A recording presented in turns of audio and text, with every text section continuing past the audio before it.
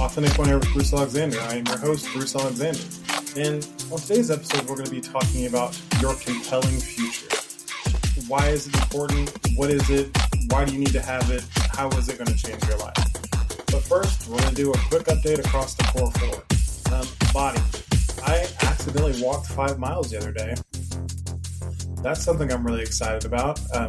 It's a funny story that is not that funny. I thought a street was connecting to another street as I was on my morning walk, and it did not connect. It sent me onto a rural highway, so there were no exits. I could see the street I needed to be on, but there was a railroad track and swampy marsh between where I needed to go. And I kept just thinking, I'll just keep walking until it eventually connects. 1.5 miles later, I finally connected, and then I got to walk the 3 miles back. The important thing I took from that is I can do hard things. If I just focus on the next step and I keep pushing, I can do hard things. My body is more capable than I give it credit for. I've grown a lot, and I have to stop using the limitations of my past to determine my future. So I've been going much harder since then. Secondly, my balance, things with Kate and they're continuing to improve on a deep and emotional level. A lot of intimate conversations talking about what we want for our future and, kind of what we're going to talk about today, what compels us to move forward in our relationship and to continue growing. Let's talk being first. I've kind of had some new prayers that I've been saying to try to kind of find a deeper connection to what I'm supposed to be doing on this planet and why it's been so difficult to find the people I'm supposed to serve. So that is, I'm continuing to take care of my habits and show up on a daily basis to continue to grow every single day. And that excites me. Learning to celebrate myself a little bit more, that's exciting. But it is still hard whenever you are not seeing the results that you were specifically looking for. But there are still results, and they're still good results. But, money is the result that I'm really missing right now. So then there is business, the money part of it. So I talked last week about a possible exciting venture that looked like, it was like a high possibility. Didn't pan out. This is tough. It's tough whenever you think that you are following all of the signs to what you're supposed to be doing. It feels like something that God is calling you to do, and you pursue it. And you like, I really thought I was in alignment, and this was my breakthrough coming. Something big was happening. It didn't turn out to be the thing. And I think that there's a lesson to be learned there as well, that, sometimes, and this is what was said in my accountability group, is that sometimes rejection is redirection.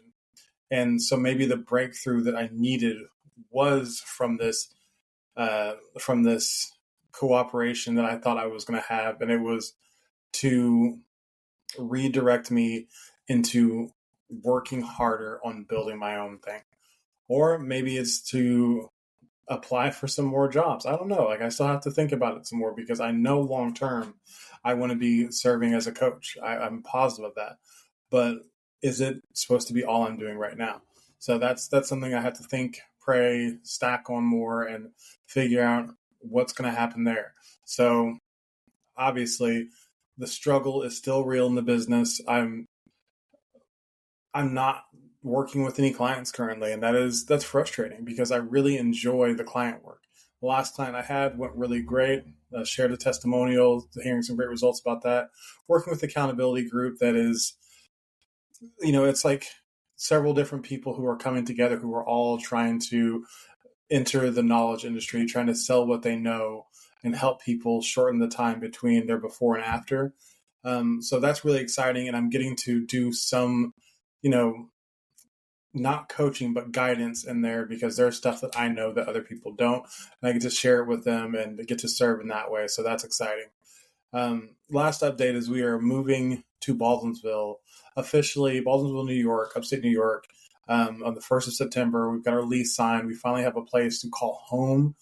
We've got all of our stuff ordered and paid for to get delivered up here at that time. That's crazy. I'm glad that's finally taken care of, and excited to finally have a home again.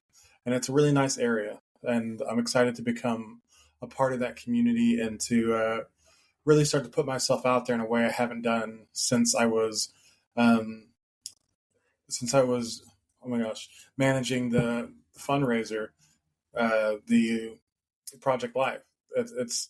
It's nice to realize that I can do that same thing for myself and start to get out in the community, get to know people, build relationships, and serve whenever it makes sense for me to serve. So that's the next viable step. So now we're going to jump into this thing called your compelling future or your compelling vision, however you want to think about it. So what is a compelling vision? A vision of what you want your future to look like that is so well defined that you can almost taste it. And most people, when you ask them what they want their life to look like, they start to tell you what they don't want. Well, I could tell you I don't want to work as much as I am, or I would really like to not I would like to not watch so much TV or whatever, but they can't tell you in any certain terms what they actually want their life to look like. I want to be making how much money? I want to be living where? I want my house to look like what? I want my marriage to be like what? I want my body to be like what? They have no specific information on that. They have a bunch of general ideas. But if you look on a map and you have a general idea of a destination, you're going to get generally close. If you have no idea where you're going to go or where you want to go, then you're probably not going to get anywhere. And that is what happens for a lot of people in life is they never define what they want their future to look like. And so they never find any success in getting any further in life. So in this exercise, you define to the best degree possible everything that you know you want your life to look like. Like I said, what do you want your body to look like? What do you want? What kind of fitness do you want to have? What do you want your business to look like? Do you want to work more or less hours? Do you want to work from home? Do you want a hybrid schedule? What do you want to be doing in your work? Is it what you're currently doing, or do you want to change jobs? If you change jobs, where would you want to work? Would you want to move? Do you want to have a commute? Everything. Talk about everything and really mold the life that excites you. Because that's the important part is people tend to react to the life that they're living versus being compelled by the life that they want to live. Whenever you really defined this life and you've made it very clear as to the benefits of it and the opportunities that you would have in this life that you don't currently have, it starts to excite you. It starts to make you want to do things that you wouldn't normally do to make that life happen. And that's where the key really lies is, especially with us ADHD folk, there's a lot of stuff that we just don't want to do. We don't want to do it because it's not exciting to us. It's not fun, or it's not interesting. So we just write it off as like, that's not something I want to do. And we procrastinate it, or we get paralyzed when we have to do it. But if you have done this to where you have this compelling vision of your future, you can start to tie those tasks that need to get done into your compelling future. And if you can't tie them into your compelling future, like if it's not something that helps move you towards that goal, maybe it's not important. Maybe it's not something that needs to get done right now. Maybe something that you need to be doing is something that will move you towards your compelling future. Working on sometimes it is as simple as, I hate this job I'm going to, but I know that I want to increase my income, $20,000 a year before, and bank 10,000 of that each year so I can retire early. That is something that's exciting for you. So then you realize that showing up that job that you hate becomes a necessity to get there, or you need to find another way. That's not something that you're going to find out until you have something that excites you. You're just going to keep complaining about showing up to this job, and you're going to hate it more and more until eventually you're going to quit, or they're going to fire you because they think your attitude sucks. And at that point, it's too late, and then you're reacting again. But if you've made a decision that you are going to find a different way to make this money, or you're going to find a way to make this job work, you change your attitude. You start to realize that it is a necessary function in order to get to the vision that you have. You can write whatever path you want to the vision. That's up to you. You can write whatever vision you want. But the important thing is that you define these things. You define where you want to get, and then you start to develop a plan. And as you develop that plan, as you start to enact that plan, you have your guiding light of your vision to make adjustments.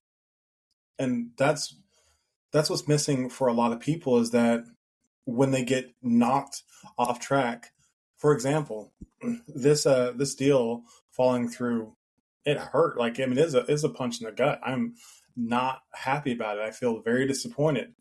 But I'm changing my perspective on it because I know that my goal is to be a work from home dad who controls his own schedule, uh, makes good income, and has the freedom to be there, engaged, and for my children whenever it's necessary. Working with for somebody else takes away some of that freedom. So this is I'm changing my perspective to see this is a blessing in disguise. That would have been some much needed income right now. But once again, I would have had to take some of that engagement that I provide for my family off the table to pour into building something for somebody else. I don't think that it's wrong to selectively take that engagement off the table to pour into building something for yourself that is going to provide deeper and more meaningful engagement for your family down the road. But when you're doing it for somebody else, like, you have to think about it. Is it worth it? Is that going to get you closer to the dream that you want? And you really have to start living and dying by that motto. Is that, does this get me what I want? If you don't know what you want, you can't answer that question. If you know what you want, you can, and you can start to eliminate a lot of stuff from the board that is wasting your time, wasting your energy, absorbing your vigor for life, because it has nothing to do with what interests you. What interests you is getting to that life that is really, really compelling for you. So that is the general basis of what it is. But I can tell you what happens when you don't have a compelling future. Like, back in about 2011, our second kid was here, third kid was not quite on the way yet, but stuff was getting, my student loans were due, stuff was getting tight. I was starting to get desperate. I was starting to feel like this life that I was living as a restaurant manager, a part-time restaurant manager in an expo, and doing room service, working sometimes 60, 70 hours a week to make ends meet, was not working. I had no idea what I wanted my life to look like. I just was desperate. So my compelling future became survival. I just wanted a future in which I could survive and my family didn't have to struggle. That's all I knew I wanted. So when my dad, for the 50th time, said, maybe you should try for the fire department, I was like, you know what? That I could survive that. But the problem is, whenever you are operating out of survival, you are not making decisions that are going to make you invested in your future. You're making decisions that are going to make you survive right now. And so I survived right now, and I got through the worst of it. Got a change in my financial status, but I started going to a job where the people hated me and I hated showing up to work. I didn't fit in there. It was not something I ever wanted to do, and the entire time, several people kept telling me, we think you're here for the wrong reasons. And like, I kept telling them, like, what do you mean? Like, I'm here to provide a life for my family and to do the job. And it was true that's what I was there for. But at the same time, I hated being there just as much as they hated me. And that is what happens whenever you don't actually decide what you want for yourself. You let life happen to you and you let it push you into a decision. You're bitter. You're bitter, and it shows, and people start to get that bitter taste from talking to you, from being around you, from being in the same room with you. You become a toxic person, even though you don't think you're toxic, but the situation is toxifying you, and you're toxifying the people around you. So instead, decide what you want. If I had decided that I wanted to provide a life for my family that looked like X, Y, and Z, and then I had made the decision that the fire department was going to be how I serviced that life coming into fruition, I would have had a totally different attitude towards it. I would have been super excited to show up every day and to do the job. to get everything out of it, to squeeze every ounce of juice of what there was to reach the top of that job and get to where I wanted faster. But instead, I was just mad. Every day I had to go there because that's not what I wanted to do. I had no desire to actually be a firefighter. Whenever I became a public educator, I promoted and did well, and I enjoyed it more, but it was still not something I had decided I wanted to do. So there was always this essence of bitterness. I encourage you to take the time to decide what you actually want. Because whether it's being a parent or being a stay-at-home mom or the full-time go-to-work parent or whatever, if you don't want it, if you haven't made the decision that this is what you want to get the future that you desire, that bitterness is going to come through in some way. You have to make decisions in your life instead of reacting to what life forces upon you in order to reach true fulfillment, or really any kind of fulfillment, or to find any purpose. You have to decide what is important to you and what you want to get out of life. And if you decide that this is the kind of information that you want more of, I would love for you to go to realcoachbruce.com and download my free mini course, which has several of the steps that we've talked about already and a few more steps that will help you to overcome the mindset that is holding you back. It is a mindset of living in the extremes and being paralyzed and procrastinating from what is going to move you towards a life that you desire. And I can help with that. This free resource can really guide you on your own through some of the most important steps to changing how you look at your life.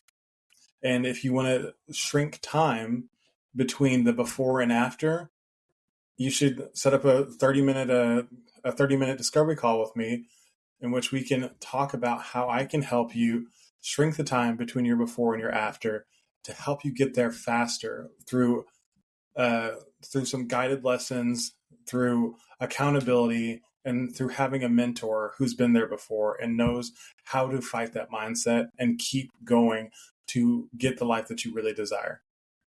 That's going to be it for today's episode. As always, I enjoy being here with you, and I will see you again next week.